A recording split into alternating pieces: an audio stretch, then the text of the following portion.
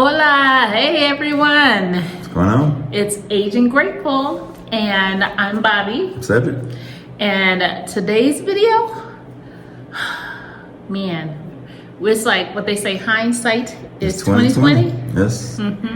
This video is if we had to move abroad today, what would we do different? Knowing what we know now? Knowing what we know now. And Stay experience tuned. what we experience now? Yeah, stay tuned.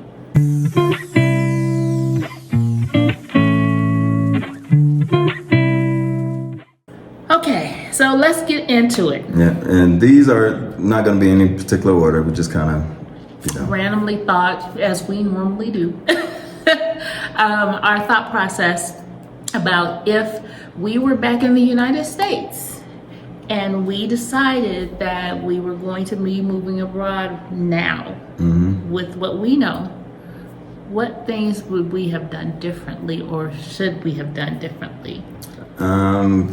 Let's start. Number one, we on our list is the visa process. Oh my gosh, yes. Now, I would have done a lot more research on the visa process because when we first started looking at, YouTube and YouTube University and the visa process, everybody talked about the same thing. They talked about temporary residency, the 1 year, then renewing it to 3 years, and then, doing the permanent residency. I had no clue you could go straight to permanent residency. Correct. And if we have done our research effectively, we actually probably could have gotten permanent residency Right up front, and which would have saved us some time and money and energy. But definitely we would have gone through that process of doing the permanent residency. Yeah, so do your research on the different residencies wherever you're trying to go and make sure you iron all that out. Correct. And also to be clear with the residency process, every location is different and has their standards in the United States, because that's how you have to start the process. So you want to make sure that you do your due diligence on wherever it is that you're going to be starting that process, what their requirements are for permanent or temporary residency. Yeah. And so the next thing that we would have done differently, or what we would do differently, is do more homework on community. Yes. And we didn't think that we needed community when we first started out. We were just excited about the process of being able to move abroad. Right.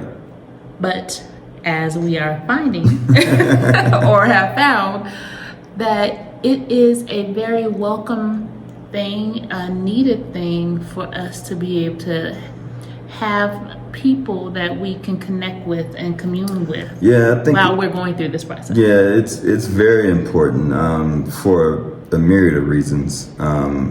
It just makes the process easier. You got somebody with boots on the ground, the do's and don'ts, what to be careful of. And just because a place has a large quote unquote expat community doesn't mean it's going to be a community for you. Correct. So that's what I mean that's what we mean also by doing the research. Like, get into groups and make connections with people. Yes, talk to people. Like, it's one thing to hit the join group button on Facebook or whatever the case may be. It's another thing to actually engage in the community, asking the questions, actually speaking to people who are in these places and making a connection and establishing some type of rapport or relationship. And that means, because it helps. And then when you get ready to do the scouting trips, right? And you are there, you already know some people. Yes. And then you can assess whether these people are actually for real. Yeah. And some people that you can connect with and maybe able to show you additional people in the community to make your decision a little bit better. And that's something that we wish we had done. Yeah, and try to look for like-minded people. Yes. Because that makes a difference. Absolutely. As you hear him say, like-minded people. That makes a difference. It does make a difference. So that's something that we wish we had done. Yeah. The next thing that that we would do different is we would have stayed in an Airbnb or a short-term rental, maybe doing it like a month thing, Yes. a little bit longer than just jumping in and finding a place. So we did that on a couple of occasions here. When we first moved to Puerto Vallarta, right before we left from our scouting trip, we had found a place. And if you have not watched our videos when we initially moved to Puerto Vallarta, go ahead and watch them. And we'll put the links down below to those videos. But we just right off the cuff, it was a good deal. We liked it and just jumped on it. Yeah, I think definitely would do an Airbnb or something for a longer period of time to really get your roots into a place. Because, most people say, and we've said it too, when you go on your scouting trips, get an Airbnb in the different neighborhoods and kind of see what it feels. But even that, you're only doing it for, maybe a week at a time, whatever. So you really don't get the layout of the places that you're going to and get to see other things as they come along, because the longer you're there, the more you learn about the place, the more deals you can find, the more people, the more connections you make. And so there's definitely would have stayed. It would save you some money in the long run too, if you do it that way. Because another thing to think about it is that you really don't know what you want. Right. I know we have this plan and we say plan out what your lifestyle you would like for it to be, but the reality of the matter is you don't know what you don't know, because environments are different. The way plumbing and stuff, there's so many different variables. Like some places don't have AC or heat. You want to give yourself time to acclimate to the actual environment, the location, the people, and then hone in on a place, a space that you can call your own. And you want to take your time doing that, at least a month or two. I would say longer than that. Well, it's just up to you. It's up to you. But also, I want to say this too: don't feel like you have to rush. Yes. Because you don't. Everything is here for you. You don't have to worry about it. Just take your time. Take your time.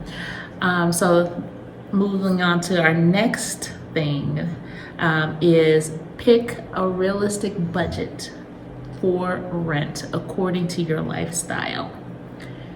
Look, just because places are cheap, because that's the thing, or less expensive than what you are used to. It doesn't mean that it's going to fit your needs over the long haul. Right.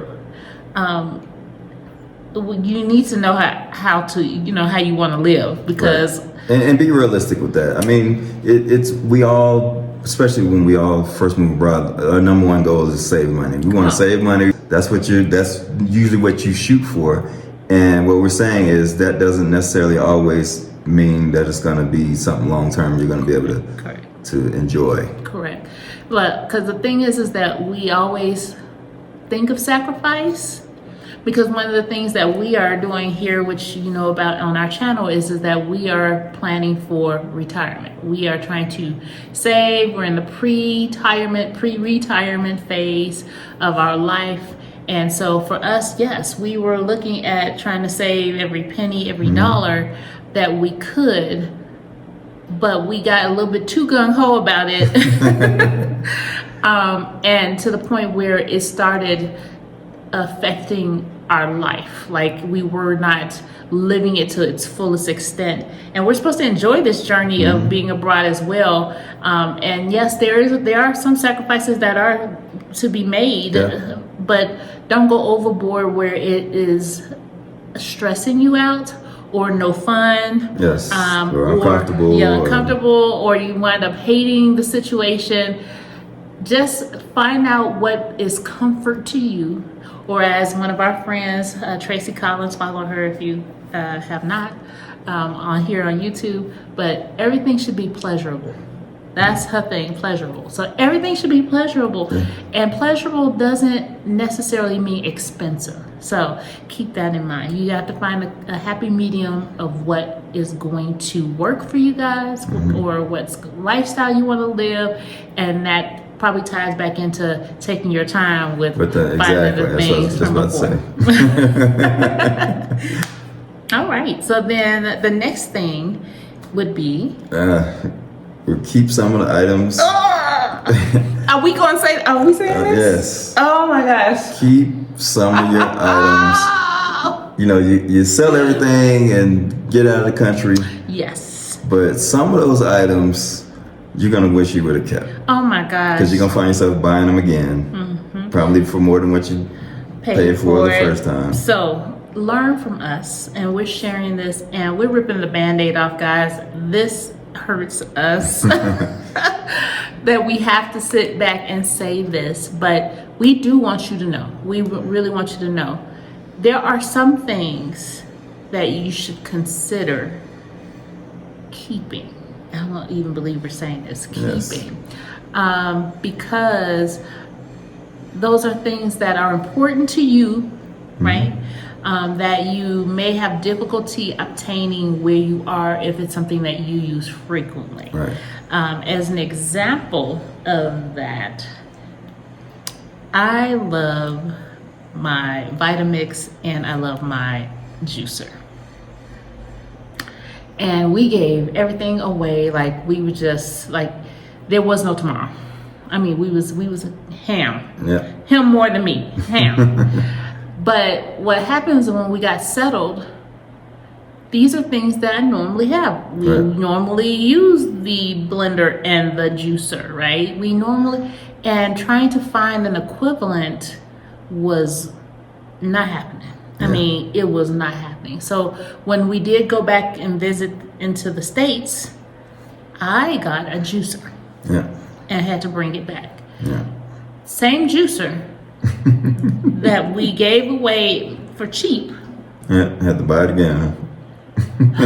We had to wind up buying it again. And I don't mean necessarily, and we don't mean necessarily, you know, bring the stuff with you when you first leave, but have a place where you can store it. If you can store it at a family member's house, or preferably so you don't have to pay for storage. But if it comes down to paying for storage, I guess you gotta do what you gotta do. But these are things that you can come back later, as like you said, as when you get settled, because you will get settled and you will be looking for these things. Absolutely. And we're not talking about everything. No.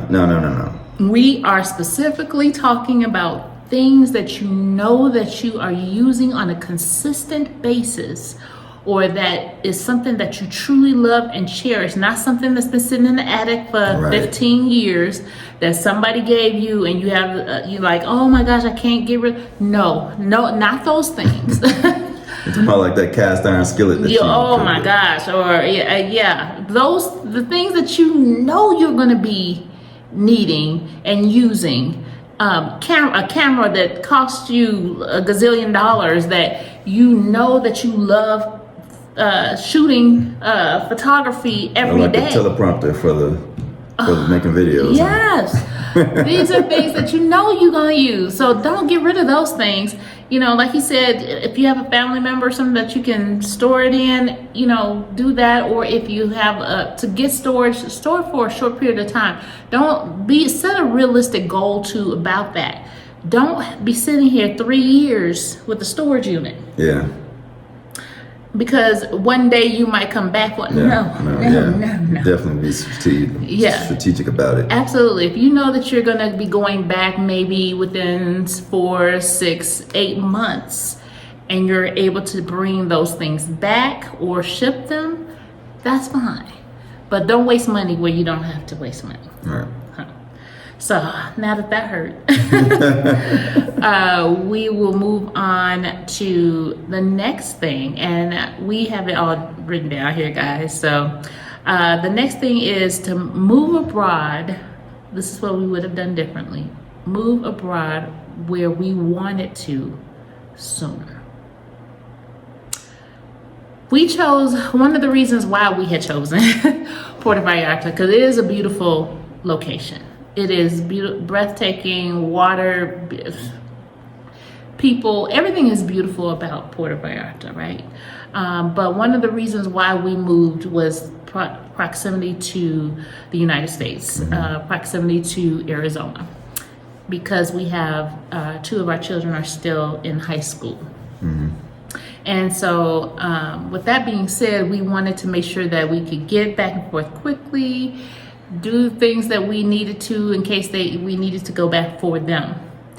However, we realized that, especially having teenagers, they don't care your agenda.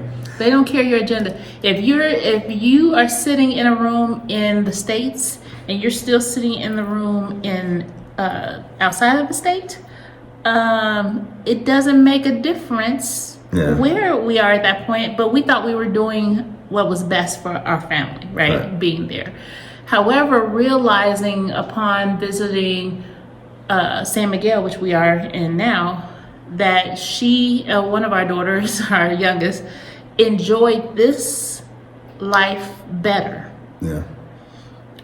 This location, this area better, although it was a little bit further from Arizona. And she thrives a little bit better here in this environment. And we realized that realistically, we still can take an airline flight. It may take us a couple more hours than it would before, but but we're not. It's not like we're going every week to Arizona. So, when you're thinking about things, think long term. If it's something that you're planning to do, like for real, settle down somewhere, because there's a difference between slow traveling and settling down somewhere. So if we were to do it again all over again today, we would actually have just picked a place that we really, really just wanted to go to together sooner, and not let these other variables deter us from that. True. Yes. And which leads us to our next thing, which is getting to know more people abroad before moving. That kind of ties back into the communities. Oh my gosh.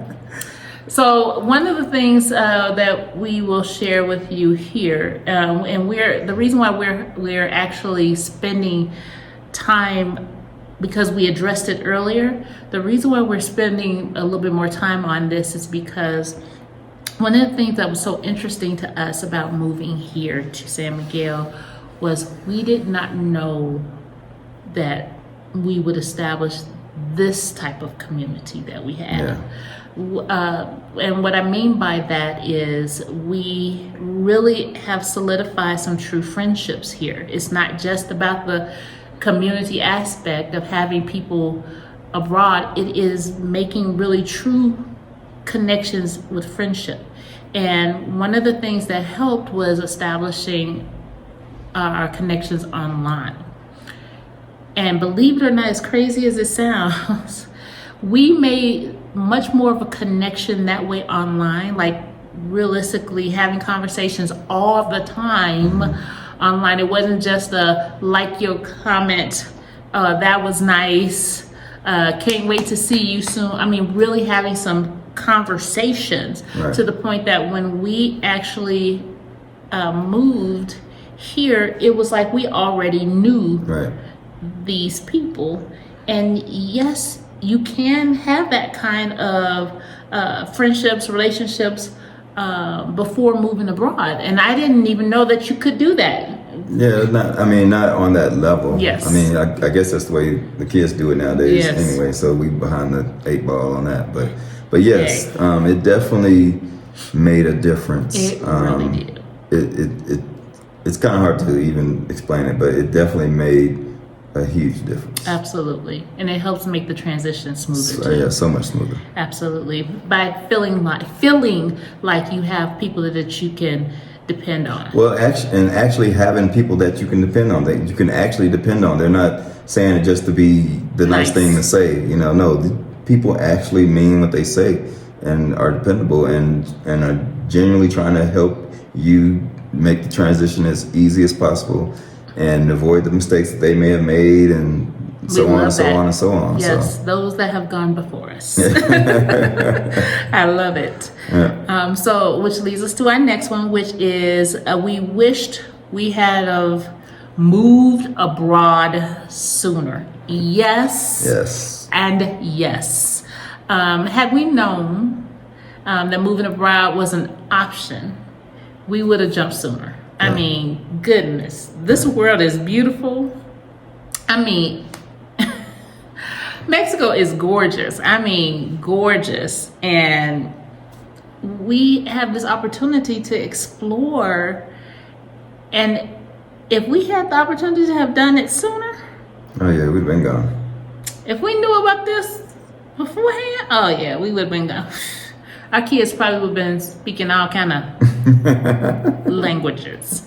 But yes, we would definitely have made the jump sooner. And for sure, taking care of that. Yeah, and kids adapt. I mean, I was a military brat, and we moved all over the world. So it was, when we left, when we moved somewhere, it was the worst day of my life. When we got to where we were going, it was the best day of my life. So it's just, it was just, came with the territory. But hindsight, looking back on it, definitely was an experience that I'll never forget. And, so yeah. And you can do it too. Yeah, and absolutely. You can do it too. So next would be one thing that we would have done differently was to make sure that all of our children had passports and prepared them to be able to live abroad. Yes.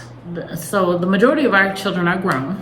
Yeah. And we literally, those that are grown that don't have passports, we are literally like talking their heads off, their ears off. Get your passport, get your passport, get our grandkids the passport. We are literally like every conversation we have, this is something that we are stating. Some of them do have passports and some of them don't. But if we had them known when they were younger about moving abroad and had done this, we would have made sure everyone had passports, prepared them to go into various industries and sectors, and had education regarding occupations to move abroad or starting their entrepreneurial journeys, so that they can go ahead and be location dependent, independent, location independent. We wish, because it would make things so much easier. Now, we're in this teaching mode, right? Right. And educating mode. But if we had have done that, definitely we would have been out of here. Yeah. Absolutely. And then it brings us to our final, what we would do differently. Just giving ourselves grace. Yes, giving ourselves grace and patting ourselves on the back. Pat you on the back. Because we made it. Listen, we're not perfect by any means, but we are here. We faced some challenges. We've had some interesting situations that have occurred during our time abroad, but we are actually living abroad. Yeah, and enjoying it. We have made it to Mexico. And now this is not the end of our journey. We are living in another country, which is awesome. Exploring this beautiful country and many others that we, as we move about the cabin. But yeah, that in and of itself is a big feat to be able to say that you've done that. Yeah. And we need to give ourselves grace. Even in times where we don't feel like things are going the way they should be, we have to pause and take a minute. I know sometimes I say, I can't believe we are in Mexico. Thank you that we have made the decision. Thank you. Thank you. Thank you for coming. Thank you for allowing that to happen. And we're on this journey together, guys. So yeah, we give ourselves some grace that we did it. So those are that's our list. And if you enjoyed this video, or if any of this resonates with you, you have any additional questions, we want you to go ahead and comment below. But we also want you to like, subscribe, and hit that notification bell to be notified when we have our next video. Also, guys, we are now on Patreon, so come and join the community and let us love on you with some additional information and footage and just some behind the scenes. So we're bringing it all to you. Yep. Until next time. Until next time. Deuces. Adios.